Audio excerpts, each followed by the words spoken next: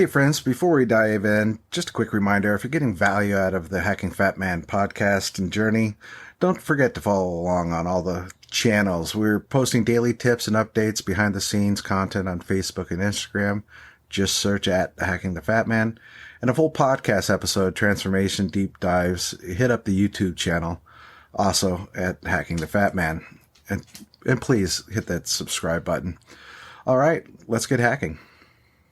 Hi, welcome to episode 5 of Hacking the Fat Man. This is a podcast about my journey from 550 pounds to 175, or actually more likely a body fat percentage in the teens is really what I'm going for. I produce this weekly, and I gotta stop saying but I produce this weekly as a both for myself as a marker of where I am and to record my efforts and initiatives and progress. But also I'm hoping to reach out to those that have suffered from depression or weight and or problem, and see if I can help you guys out and hopefully provide some insight as I'm struggling thing. So a little bit of an update. It's been 2 weeks, actually 2 weeks from today, 2 weeks from almost right now, that I had my gallbladder removed. It's been an interesting 2 weeks. I've learned a lot, and I'll get into that a little bit. I saw my GP on Monday this week, went in and had to get weighed. And I came in at 255, and before everyone goes, those that have heard the last couple of podcasts where I've said I was in the 230s, I knew from my hernia surgery 6 months ago. Before I went in for surgery, I actually weighed myself, like literally 5 minutes before I left to go to have the surgery. I weighed myself, and then I weighed myself a week afterwards, and I had gained 20 pounds from it. It was purely water weight, swelling, just the body recovering from it. So I'm not upset with the 250. In fact, I weighed myself this morning, last 6 days. I was already down to 245. It took about another 2 weeks for me to lose that 10 pounds of swelling. I can still feel it right here in my upper abdomen, especially on the left side, which is where that was the incision point where they removed everything, and they had to make it quite large. So I still feel the swelling. I can even right now, my hand over my abdomen, and I can feel the heat coming. So there's definitely some stuff there. Not interesting, but on Wednesday, I leave for a European vacation to Portugal and Spain. And so I'm kind of excited about that. One, the Portuguese and the Spanish diet are fantastic for me. I love the food. And I think I can actually still be really good there while eating some really good food that I don't normally get. The other thing is from the activity, 2.5 weeks of travel, my activity level is going to go through the roof. I have 5 dives planned right now. I'm diving the Ocean Revival Park in Algarve area of Portugal. We're super excited about that. They purposely sunk 4 Portuguese warships to create the reef, and they took all the environmental precautions and made everything for it. So super excited to do that, go dive that area. Unfortunately, I'm only open water certified, so I can't do the advanced diving or the wreck diving because I'm not certified in that, which just means I'll have to go back because hopefully by this time next year I have those certificates. So yeah, I'm excited about that. I don't know if I will have next Sunday. I'm trying to release these weekly. Fly out Wednesday night. I'm going to be traveling. I'm going to be no idea about internet access. So I might will be taking a week off from the podcast, and then hopefully coming back the following week with a week-and-a-half summary of the trip so far, and how I'm doing. Maybe even try to find a scale somewhere. Maybe not. Maybe I'll wait until I get back to weigh myself. So that's what we have coming up. Another thing that was a surprise this week. So 2 things. One, I've learned about what bile does in the body. Because I've seen some improvement in my digestive system, meaning that the constipation, I'm going to talk about something. Anyway, we have to talk about it. Being on Zepbound, one of the side I found your digestive system, and anyway, constipation is a thing. I have been from severe, and I talked to my severe constipation. I should have talked to him sooner because it could have been a sign that the gallbladder was going. I guess itself is laxative, and so I'm almost back to Zepbound, where things are moving, and I am really pleased with that and hope it sticks. I did miss a week after surgery, and take it Monday, and I haven't. It did slow down a little bit, but nothing like it had been. So anyway, we'll get off the constipation thing. But that's been a surprise with the gallbladder is I think I'm actually getting bile into my system. I suspect that the gallbladder itself was completely blocked, and I was getting very little bile into my system, which is where the gallstones came from. So it is feeling great on that. Not only could not take my Zepbound shot last week, but I haven't been able to take my supplements. They want you not to take supplements for weeks. I could have started them up again, and I did one day, but then I traveled to Vegas to drop my dogs off for the trip, and I've just been off my supplements. So one of the side effects I've noted interest is over the last week I've started having some negative thoughts.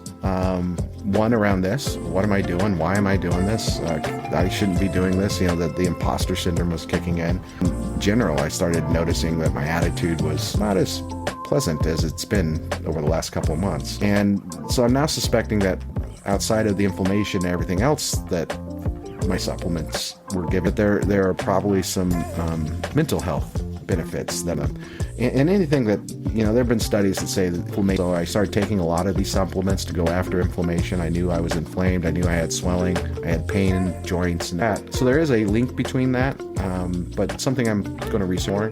But I do want to take some to talk. There were a couple littles on Facebook that I found that were pretty interesting. And the first one is, if I can bring it up here on my screen. First one I want to talk about is, my love of lemon juice. Early, still have it here in my water. I couldn't find my squeeze, so I just did old school spoon in there, and so I've got a bunch of pulp. So if you see me pulling something, forgive me. Of course, 3 seeds. We'll harvest those and here. My love of citrus. I found this the early 2000s. A friend introduced me to the juice cleanse, and basically it was like 3 days or 5 days. Basically, you drink water and juice. That was it. And I chose lemon to put in there, and I noticed that I felt better than I'd ever felt in almost my entire life. I felt doing this, and it was such an impact on me that it stuck with me. And so even though I, not just drinking this as a diet, I've just added it to it. So it's my water, and even before I read this article, you could hear the joy in my voice when I talk about my lemon water. It just brings me joy. So this is a article out of the Harvard Gazette, Harvard EDU. You might have heard of them. And it was a study performed by Raj Mehta, and if I'm name right, Raj, I'm sorry. He is an instructor of medicine at Harvard Medical School and a physician at the Massachusetts General Hospital. What they did is they discovered that eating an orange a day, just eating a medium orange a day, made a person's depression risk by 20%. And they think this might be because that citrus stimulates the growth of a particular bacteria. I'm not going to even pretend to pronounce it. I will put these links into the podcast and I will republish them both on Facebook and Instagram of the articles that I'm going to cover here so that you can see it. But it's the bacteria that's been around for a while. This is known to help influence the production of neurotransmitters of serotonin and dopamine, and we know that those are two things that we know help elevate mood. When asked what inspired the study, is he and another fellow read a paper. It was just about the paper they read from 2016 was just about women, but it was finding coming out of that study. So what they piqued their interest because it had a lot of data, but they wanted to also see if it was it just women or was it also men. And so they produced this study, and it was conducted over a couple years, 2 years that they did it. And so the first study was nurses who ate a lot of citrus had lower rates of future depression than those who did not. That was what came out of that initial study. So they started recreating it and testing it themselves. And let's see, what else did I want to? There was one other thing. One of the things that they realize, or what he's calling about, is this is his quote, "I think people know intuitively that food we eat impact our mood. We even have a term for this in comfort food. And it's these dishes that you eat that, and I love citrus. Citrus is a comfort food to me. Enjoying your food. This was the second thing I wanted to take out of it. So it wasn't just the citrus coming out of this study, but it was in our diet. Again, back to one of my points is enjoy what we eat. that it cannot feel like a punishment. If you're eating as a punishment because you're fat, or you think you're fat, don't. You can lose weight. On one of my daily videos, I shared one of my favorite comfort foods that I make, and that is came from my mom's tuna casserole. And it was it's just 2 cans of tuna, some frozen broccoli, mushroom soup, and pepper. And I absolutely love it. Well, broccoli and spinach, or spinach. Absolutely love that. Put some pepper on there, a gourmet meal. And that it was just a quick meal I would do. I love cheesy broccoli. Green Giant, you buy the steam packages. It's not really cheese. It's more of the Kraft macaroni and cheese powder kind of stuff, but it's still nothing against that. I love Kraft mac and cheese, so can't eat it, but please. It reminds me of that. Very caloric. Cheese can be very high in calories. I tend to say I want the full fat version of things. Cheese is the area where, especially with constipation, cheese can lead to constipation. So and it's high in calories. So while I do love cheese, I tend to try to reduce as much as I can, but the cheese doesn't count. I mean, it counts, but it doesn't count. So just tuna and the cheesy broccoli is a comfort meal to me. It just makes me feel good. So make sure to eat an orange a day, or have your lemon water. That's a full lemon that I have in there juiced. Be sure to make sure that you enjoy the foods you eat. Take the time to understand what do you enjoy. Every diet I've ever tried, they were always my favorite meals, and most of my diet now is those meals. Just what mood am I in for which one? And I'm going to list those out at some point for you guys. I've already started a couple, but I need to work on that a little bit more. The next thing, and this I just loved, I absolutely loved. In fact, I love this study so much, but it was a study out of the University of Colorado Boulder. And this was why it was a study conducted of bacteria in dirt, and does it affect our mood and depression. And so what they did was they grabbed some volunteers, and they had plant seeds in soil that they knew that they had placed this particular, again, I'm not bacteria study. I guess it's one of the oldest bacteria on the planet. What they're studying, or what they're thinking about, is that this was a symbol of evolution, that this bacteria and us have evolved together. It provides a benefit to us. It improves our mood. They had wired electrodes, I guess, to the people's brains, and they noticed that. So one group planted in dirt that they knew they had that bacteria in, and another group planted in just from the electromagnetic, the readings that they were getting from they could tell within 10 minutes which group it was. So looking at the results, not knowing whether someone was in dirt with the bacteria that had been sanitized, they could tell which one were the dirt. Fascinating to me. And there's still a lot of research that needs to go along with this. There's obviously, no supplement. I'm not going to go tell you to eat dirt, but I will tell you to go plant things, get out in the dirt and have fun. I garden, watch some of my daily activities, and I'm using exercise. Look for exercise is actually just working in the back, because I do know it improves my mood. I can feel it just being out there. It makes me feel better. So now it's good to know that there's actually a reason why. It's the smells, the fresh air. There could be something in there. So their recommendation is eat fruit and vegetables, because even if it's been cleaned and washed, there's probably some of, they call these old friends, this bacteria old friends. There's some old friends on there. So eat fresh fruit and vegetables. That's going to help us. Might be one of the reasons why fresh fruit and vegetables are good for us. And then go play in the dirt. Have a good time. Enjoy yourselves. The last article I wanted to cover, and again, this is on the topic of just mental health and what it means to our diet. A new study that came out, this is from Neuroscience News. Been able to find the actual article. I tend to like the source UCSF. Oh, so source is the UC San Francisco tested the effectiveness of a week-long web-based well-being intervention known as the Big Joy Project. Okay, so this is an article on Neuroscience News talking about the UC San Francisco study on the Big Joy project.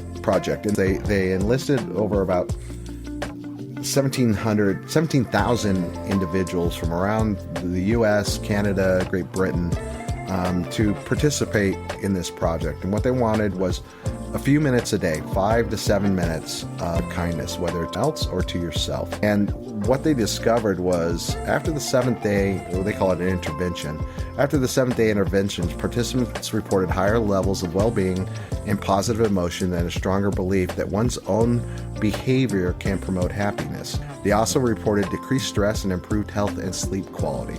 Why this matters, we've kind of covered it in the last couple articles, is we know that improvements in well-being are associated with lower risk of future mental illness.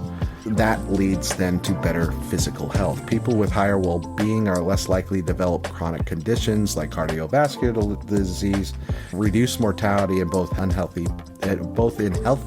and unhealthy populations. Web-based well-being interventions over the last several weeks take 3 to 4 hours a week to complete, have shown favorable results, but this is the first time that a short intervention has shown such strong benefits. So what that means is they had done studies that if you were doing 3 hours a week and that it had improved. Now they realize it can be as simple as 5 to 7 minutes, simple acts of kindness. And this was particularly interesting to me. I remember, and at the height of my depression, when I was thinking the bad things, that simple task used to piss me off and make me frustrated. Like, actually, take my water.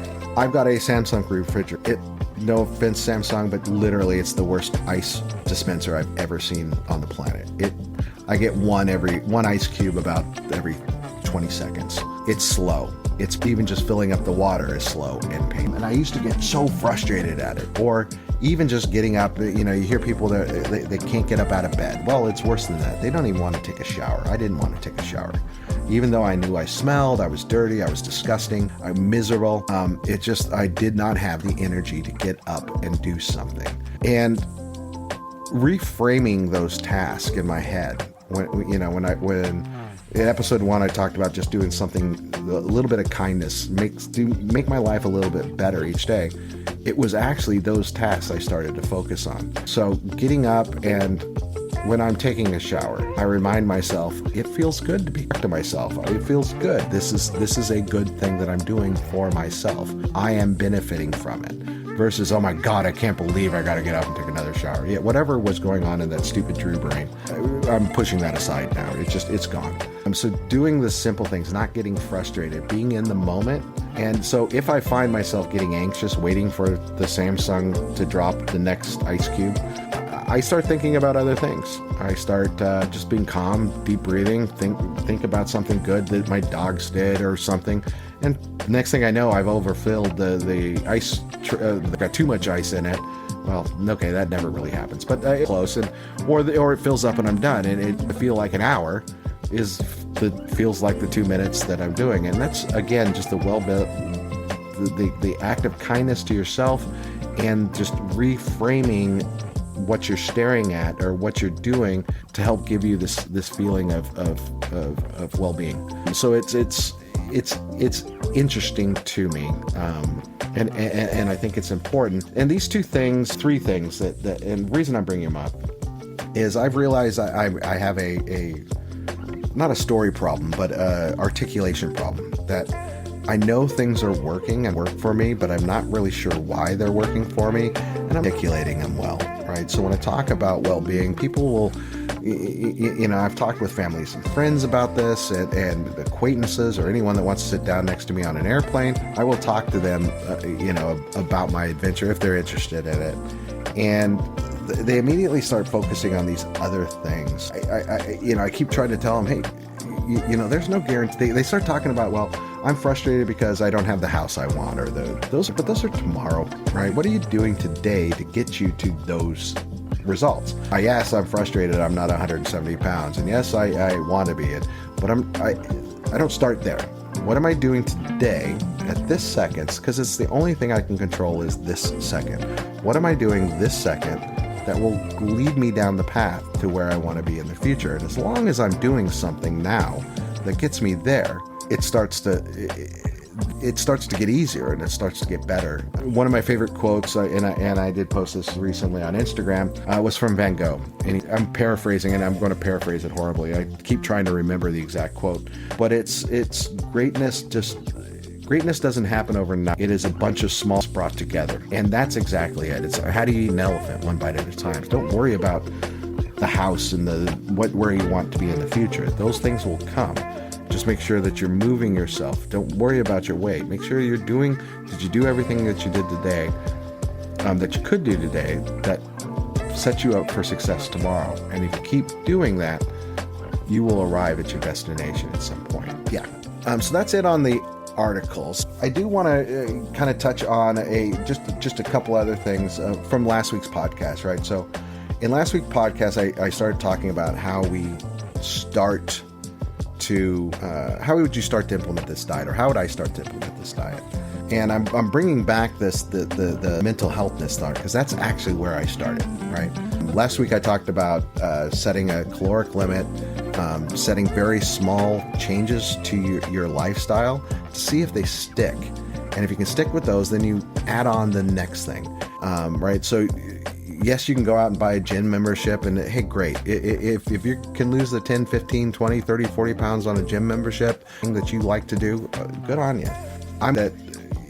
From my standpoint, is I've done the diets and exercise. I've done the hardcore workouts, and then I got injured and my diet went, or I had to travel for work or for some other reasons. I lost access to something. Oh yeah, talking about buying a treadmill or a gym membership, and you know, it's kind of like our New Year's resolutions, and I've been guilty of this. Everyone's been guilty of it. Okay, I'm going to make a change, and for some reason, it's the easiest change we make is buying something expensive. I'm going to buy a bike. I'm going to buy and I'm not knocking those things. If you can do it and stick with it, great, do it.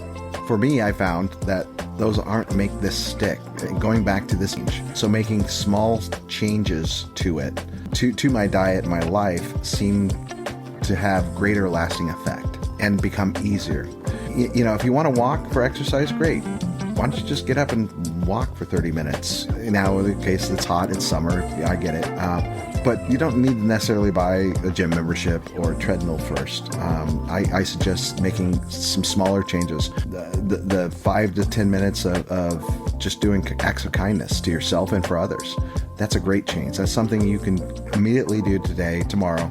It will start to change the way you approach things. Adding a medium orange or a lemon to your water, the citrus, is going to start helping you. Last week I talked about moving to earlier in the day. That's a simple shift, right? Instead of eating all your calories at 6 o'clock, 8 o'clock at night, move your calories to noon, to 2 p.m. I already 90% of my calories in by 2. Most of the time I'm actually getting 100% of my calories in by 2 p.m. But I've also set the limit of if I've missed something or if I'm feeling a little hungry, making sure I don't eat past 5. That's also something I've added. And those were simple changes to my life that I can do anywhere in the world. Doesn't matter where I am. And they had great effect in enabling me to start. So yeah, that's this week's podcast. So if you're looking to start, if you're looking to make minor changes, I posted one of my favorite quotes from Van Gogh.